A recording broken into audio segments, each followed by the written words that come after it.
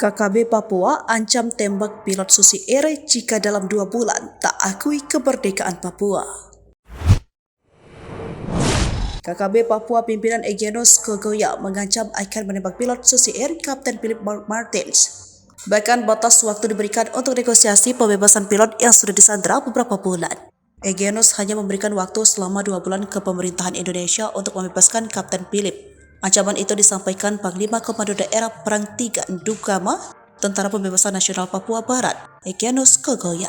Dia menyampaikan ancaman tersebut melalui video singkat yang disebarkan juru bicara TPNPB, Sebi Sambom. Video yang diperoleh Tribun Papua.com di Jayapura, Sabtu 27 Mei 2023, berdurasi 1 menit lebih 11 detik. Egyanus Kogoya memberikan waktu 2 bulan kepada negara untuk bernegosiasi terkait pembebasan Kapten Philip Martins.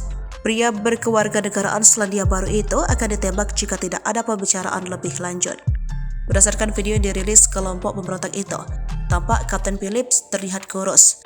Dalam video itu, pilot Susi Air itu sambil berbicara dengan memegang bendera bintang kejora.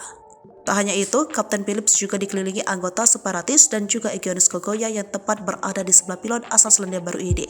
Martin terlihat berbicara di depan kamera mengatakan para separatis menginginkan negara selain Indonesia untuk terlibat dalam dialog tentang kemerdekaan Papua. Lebih lanjut, Kapten Philip Martins mengatakan jika itu tidak terjadi dalam 2 bulan, maka mereka, KKB Papua, mengatakan akan menembak dirinya.